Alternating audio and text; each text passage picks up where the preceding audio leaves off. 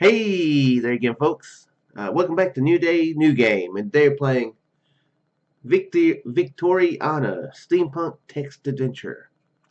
So I would like to thank the folks over at, well, it's a single folk, possibly. It says Dr. Cyril Splutterworth. So, thanks for letting me try this game for free. If you are one individual, if you're multiple individuals, then still thank you guys for letting me try this game out for free. Um, there's several games like this on Steam, and I haven't played any of them. I've always been curious about them because I remember enjoying reading read your own adventures. That's basically every book. Choose your own adventures. Books. Of course I used to kind of sort of cheat. I don't know if it's cheating to turn like the pages down on on pages that have the option, so you can go back and be like, oh, here's an option I need to make. Okay, boom. Okay, let's see where that goes. I don't know if that would be considered cheating or not, but that's what I used to do with like the. Seems like was it Goosebumps or Fear Street that had Choose Your Own Adventures? It was one album. I think it's Goosebumps. I think it's Goosebumps. Uh, there's like these books I remember having. I can't remember what they're called. But yeah, one was about ninjas. One was like I don't remember much about them. I just remember one of them was about ninjas. Maybe Fear Street did have a Choose Your Own Adventure. I really feel like it did. Anyway, I haven't played any games that are like that specifically. No, I don't think I have. I don't remember playing any of them. So, of course, visual novels are they can be sort of like that. I played sort of ish games like that, but I've never played like a full on bam. Here's what it is. So let's get on with it.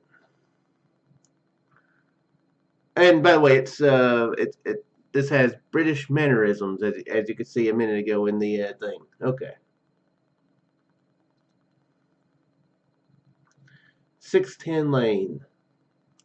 Oh, and this game is I'm playing this early on the day of the game's release, and it's $4 on sale right now for $4. It'll be regular price $5.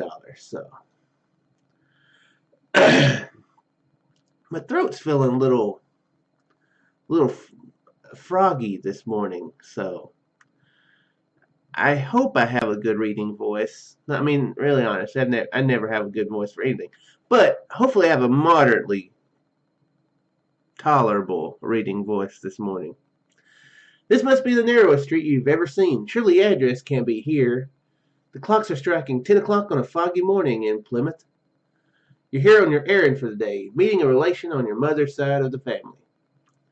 You look down at the ink on your hand. Looks like I'm just looking at my watch. Office of Dr. C. Splutterworth, 610 Lane. Yep, that's correct. But this looks nothing like an office. More like a dilapidated stone warehouse. You survey the old wooden doors, then check up and down the cobbled street. There's nobody here on 10 Lane, but you can hear some buskers playing in the harbor.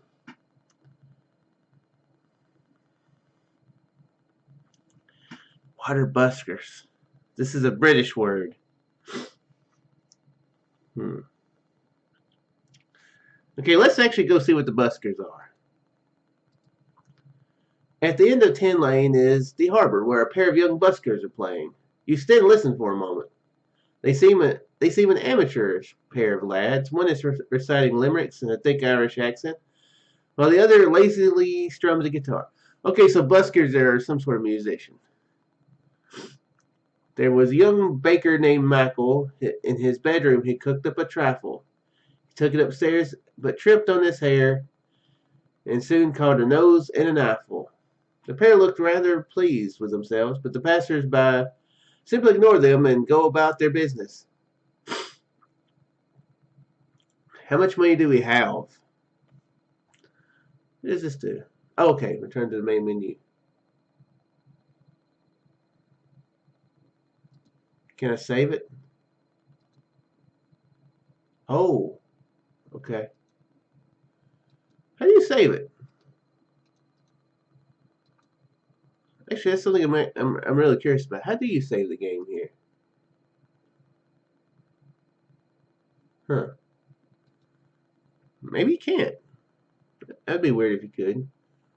It said the beta version, but the game should have released, I'm sure. I mean, should have updated if there was any change like that, you know.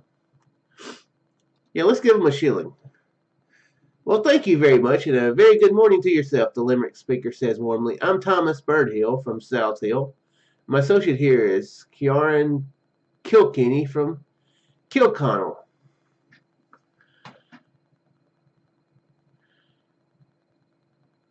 This feels really, really made up, and I feel like I could be incredibly, me saying that could be incredibly offensive to potential British folks. So I'm very sorry if that's the case, but that sounds very made up. Kilkenny from Kilconnell. Is that are those both names of actual last name and uh and place? Because I don't know if there's like a British mafia, but hopefully nobody named Kenny is in the British mafia because that would really suck. Like if the mob boss is like, yeah, there's this guy, kill Kenny, and when I was like, oh, Kenny's one of us, but I guess the boss says kill him. Bang! No, oh no, that's the last name. You killed Kenny, which actually is a. I've never watched much of South Park, but that's also a joke you can make. Kill Kenny seems like it's loaded to possibly cause all sorts of horrible confusion.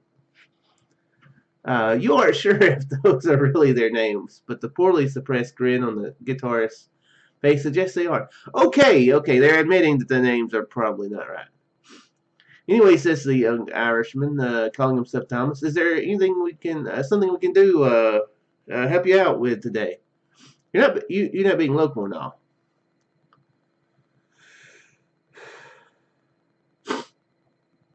Let's find out about this. Oh, they've got different colors. Okay, interesting. Let's find out about this Dr. Splutterworth. You asked the Busker to say something about Dr. Splutterworth, the man you've been sent to meet. We'll do better than that. We shall make a song of it for you. Aye, you have given us a whole shilling. That's more than we normally get all morning, Kieran observes. Without further ado, they break in the rhyme. The doctor, he's quite a fine fellow, with temperament quirky yet mellow. He visits bazaars and buys toxic cigars, and from smoking his teeth have gone yellow. It's a mystery what's in his laboratory, a subject of debate and oratory. Our last friend who entered went mad and demented. That don't really rhyme very well. And now they've to keep him in solitary. But he's really the best man around, with his head high but feet on the ground. Cyril's his name, with invention his game, and he's often the toast of the town. Oh my, this is a lot. This keeps going, and he's stylish, no doubt about that. Wearing monocle with his top hat, but once he wore a scarf, and we couldn't help laugh, for it resembled a mangy dead cat. Now I'm sure that you're dying to meet him, about whom we've not been so sweet. We his office is there, and we'd enter with care. But we hope that you don't have cold feet. The busker is finished with a flourish, and you suspect they know very little about Dr. Splutterworth. In any case, their rhyme has left you more confused than before they started. You decide you should head back down 10 Lane and enter the building right away before you go from being fashionably late to egregiously so. With great effort, you push one of the warehouse doors open, and the loud creaking echoes around in the space beyond. I've had some sinus trouble the last few days. Yeah, I'm feeling that I'm having trouble reading. You peek inside the warehouse. Shafts of sunlight fall from the high windows, illuminating the great dusty room. I was feeling like I was doing a song again. Not that I was singing it, but I did kind of have like a. I did have kind of like a pattern down, you know. On the warehouse floor, white sheets cover a myriad collection of unidentifiable objects. Some are no higher than a footstool, whilst others reach halfway to the ceiling. Amidst the sea of dusty bric-a-brac, you see a path of sorts snaking towards an iron staircase. At the top of the staircase, a faint light flickers from behind the dirty window. Dr. Splutterworth might be up there, and being alone here is starting to make you nervous. You call out to try to get someone's attention, or will you head towards the staircase? Let's see what's in the staircase. You begin picking your way through the jungle of sheets, heading for the staircase. Whilst the alleyway outside was narrow, this is almost impassable. You duck under something that could have been a statue's outstretched arm, then inch sideways between two enormous vase-like shapes. Faces? Without warning, a mouse scurries across the floor beneath your feet. You lose your balance and your arm flails around for something to grab onto. You find your grip on a sandstone pedestal and just about manage to break your fall. You realize that you've grabbed a handful of white sheet in each hand. With your left hand, you have uncovered a shimmering golden bird's foot. Made of small brass pieces, the foot is attached to a skinny golden leg. The rest of the shape, concealed by the sheet, now seems to take the form of a sleeping parrot-like bird. Golden bird? That's strange. With the right hand, you have revealed the corner of a portrait. There is no telling of whom it could be, but the card frame looks very expensive. If somebody sees you, it would not look good had you uncovered everything in the warehouse. Which object piques your curiosity? Which one should we look at? Why would he have a golden bird? Seems strange. Here, I'm going to hit escape. Okay, escape doesn't do anything. I'm really curious about the save about the save option. You slowly lift the sheet to reveal a beautiful brass parrot. Its shining golden pieces shimmer in the gloom of the warehouse, its feathers resembling more the scales of a fish than those of a real bird. Its eyes are made of small round sapphires, and the metallic bird has a monocular placed over its left eye. Good grief. You are dying to know what the shimmering metal feels like. Is it as silky smooth as it looks?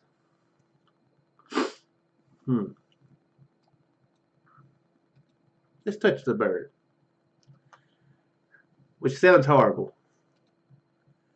Just as your hand reaches out towards the bird's golden beak, it blinks an eye. Morning, it chirps metallically. Morning, breakfast time. The bird clumsily takes to the air, seeming determined to crash into everything inside and create a terrible racket meanwhile. The bird lands and settles on one of the giant vases. Breakfast, it chirps, and looks around the room with small twitches of its head. You want to get out of there sharpish before anyone sees you. As you turn to make your escape, an upstairs window opens and a mustache monocled face appears. Hello down there, I've been expecting you. I see you met Winnie, he calls out cheerfully. Come on upstairs and we'll have a natter. I'm assuming natter is a conversation. I feel like I would like to know for sure because I need to know what to give consent to. I give consent to a conversation. Beyond that, I don't give any consent. As you begin climbing the staircase, the man calls to the bird, Winnie, come up here for your breakfast. The bird flies a complete circuit of the warehouse floor and then smashes through a pane of glass next to the open windows. The man shakes his head, smiling, then ducks back inside the window. Into the office. You push the door, which reveals a cluttered and dimly lit office. Stacks of magazines and newspapers litter the floor, with bookshelves and maps along each wall. A candle on a desk in the middle of the room flickers its last wax. As a man from the window sits in a chair and the bird hops around the desk. See, I thought the bird was bigger. Like a huge bird, like a huge golden bird. But it says it's hopping around the desk. Must just misinterpret that. I guess because he was saying that he uncovered it with a sheet, so I would think that, if something was like covered with a sheet in there, it would be like big, I say, you must be the youngster who is due to visit this morning, he says cheerfully. Perhaps you already know something about me. Say that you do. You tell the doctor that you've heard of him. He smiles and says casually, well, I should hope that all the things you've heard are complimentary. Dr. Cyril Splutterworth's the name. As I'm sure you know, you shall have to forgive me. Your name seems to have slipped my mind.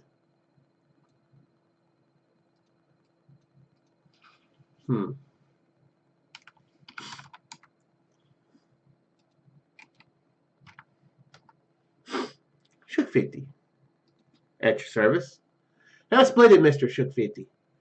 Dr. Splutterworth exclaims, has rather an air of grandeur to it, wouldn't you say?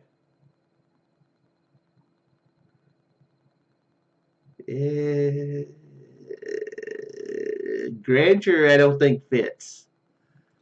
But I will confirm that that's my name. I just don't confirm the grandeur of it. You confirm your name and title. Dr. Glances around his cluttered office. As you can probably see, things are rather getting of me around here, and I could really do with some capable help. He gives you a knowing wink. It will be interesting enough, I can assure you. My latest projects are due to cause quite a stir. Speaking of which, let's meet Winnie. Allow me to introduce you to the Wireless Information Nexus.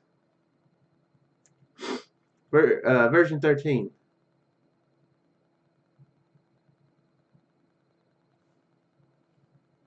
Okay, that makes, yeah. WIN, information, IN, information. Then another N for Nexus, then I guess 13, you know, one is I and E is 3 backwards. I think I said that backwards on some of it, but it's fine. So I've decided that Winnie serves the useful moniker for brevity's sake. Dr. Cyril turns the key sticking out of the bird's back. As you can see, she's completely powered by clockwork. Rather ingenious, even if I do say so myself. Splutterworth strokes his mustache proudly. I built her to store and recall information from the archives in the basement, although she's quite particular about the questions she answers. He sets a metal dish on the desk and fills it with a dark, oily liquid, which is presumably the parrot's breakfast. Go on, the doctor encourages. Ask her something.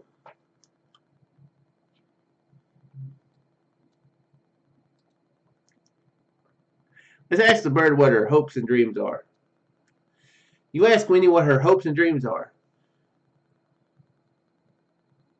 Winnie pauses for a moment before opening her beak and shrieking joyously. Sorry, but that's classified. She takes to the air and flaps around the small office, knocking books off the shelves and tearing the maps on the walls with her inelegant blundering. Ah, yes, he found the flaw in her informational system, Dr. Splutterworth remarks. Yes or no questions seem to be Winnie's forte, but more complex queries seem to excite her somewhat. Anyway, without further ado, I would like to present to you a few of my projects in which you can get involved. Sorry I'm having to clear my throat so much. This probably won't be that long of a video. We're already getting kind of a vibe for how this game is, so I don't think it needs to be that long of a video. Below the office lies an underground laboratory, a little more interesting than this dusty warehouse. It would be splendid to have a fresh mind down there, and you'd surely get into the thick of the action very quickly. If you don't feel like hanging around here, there's actually a steamship leaving shortly for the West African coast. If you don't mind a bit of a voyage, you could go and visit one of my old school chums on my behalf. This is an important decision, and I'm sure it's a lot to take in. Which would you like to hear more about? Wow. Do I have a passport? This is something I don't know. I choose Africa. Do I have to choose a passport? Do I have to, like... Did I bring a suitcase? Am I going with just what's on my back? These are questions I don't know. I guess we're just asking. You asked Dr. Splutterworth to tell you more about his laboratory. Glad you asked, he says with a smile. Whilst I have irons in many fires, invention and experimentation has always been my passion. Today is St. Bertram's Day, so most of the laboratory staff are at the market. I can, however, leave you in the capable hands of Professor Jerry Cox. Professor Cox has as much scientific knowledge as myself, if not more. Although you mustn't tell the good professor I said that. The doctor continues. Anyway, before I digress too much, I must tell you that our main project, today we are somewhat short-staffed. We do have a test schedule for the submersible. This is a subaquatic exploration vessel, I dare say quite unique, and rather short of willing test operatives. If you get on well with Professor Cox, I dare say you may be permitted to nose around the laboratory a little bit. How about it then, Shook? Dr. Splutterworth asked you. Can I interest you in a visit to the laboratory? Let's consider the other choices. Okay,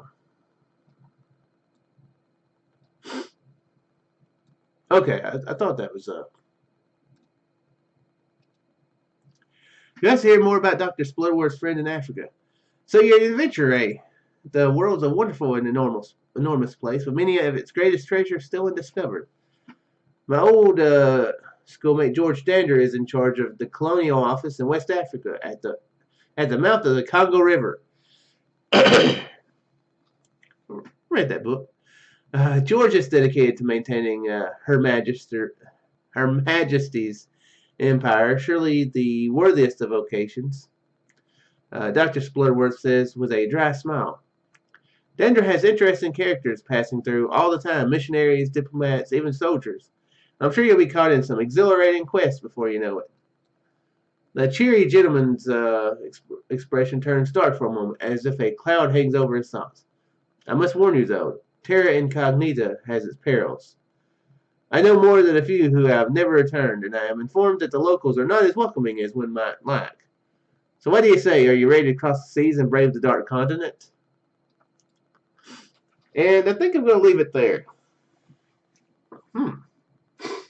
For choose your own adventure, that's a massive thing, you know. Like, do we stay here and help with with one science experiment, or do we go to a whole different place and do something else? So, pretty interesting. I do wonder about the saving, though. I do wonder about the saving.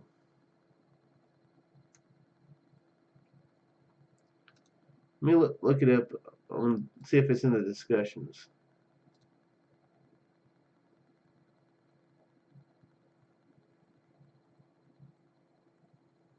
Just glancing a little bit through this, and I don't see anything that says there's only one post right now. So, yeah, there's nothing about how to save, so surely wouldn't expect you to play through it all in one go. Because I don't know how long the game is and how. So I guess depending on, if it really branches a lot, it might be to where you end it quick, but there's a lot of options maybe. I don't know. But anyway, I'm going to go in the video here. Pretty fun game, I think. What I played anyway. Yeah. Like I said, I've never really played any games specifically like this. I don't remember doing it anyway. There was this, actually, now that I think about it, there was this one game. Can't remember the name of it. It was an okay game. I remember enjoying it fairly well. I did a video of it. Something about elemental or earth. One of the letters had an E in it. One of the words had an E in it. I remember. Lords of the Earthflame? Yeah, is that the Choose Your Own Adventure that I played? Look it up. This isn't important. I don't know why I'm looking it up. This is for me because because I feel senile. And I can't even tap. Yeah, Lords of the Earthflame. Is that? Yeah, that's it. Yeah. I did remember it. So yeah, that one had kind of a choose your own adventure type thing. Though this one is more, I think it's going to be more in depth than that one. So yeah, since that one and the books I used to read, I haven't played just a lot of them, but yeah, it feels like there's going to be a lot of branches, a lot of choices. I like that. I like the tone of it. It don't seem like it's going to be taking itself super seriously. Not super seriously, somewhat serious, but not super serious. Like there'll be, I figure, things you can laugh at. Like those two musicians are buskers.